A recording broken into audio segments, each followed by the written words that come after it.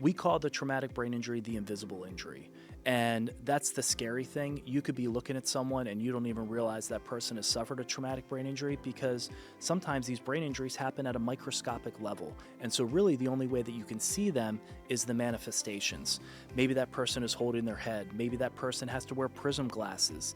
And so it's the ability to see how it affects you that lets us know that you've suffered this traumatic brain injury. When you suffer a traumatic brain injury, it can affect you in so many different ways. It can affect your mood.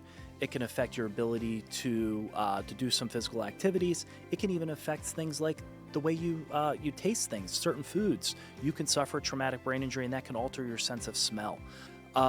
Whenever you get involved in an accident, it's always good to go to the hospital first and get checked out there, because they're checking to make sure if you suffered any fractured bones that would affect your ability to walk or talk later on.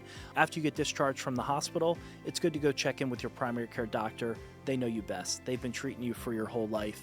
And most typically, your primary care doctor is going to recommend you to a specialist. And the specialist is going to be able to help you recover if you do suffer from a traumatic brain injury. However, the reality is a lot of hospitals actually don't diagnose a traumatic brain injury properly, because just as we indicated, those signs and symptoms don't occur the day of the accident, the day after the accident. It could be a week afterwards that those signs or symptoms manifest. So it's important to get checked out, because they want to check to see if you suffered a severe brain injury, which would be shown on a CT scan, because it's going to show that there's some bleeding on the brain.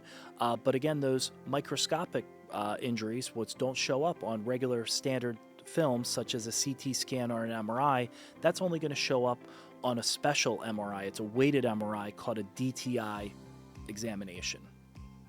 Traumatic brain injury cases, I think, are one of the hardest cases to prove, and that's because a lot of the time when you look at the person, they don't look like they're injured. If you break your arm, you're wearing a cast, it's pretty simple to see, well, that person suffered a fractured arm.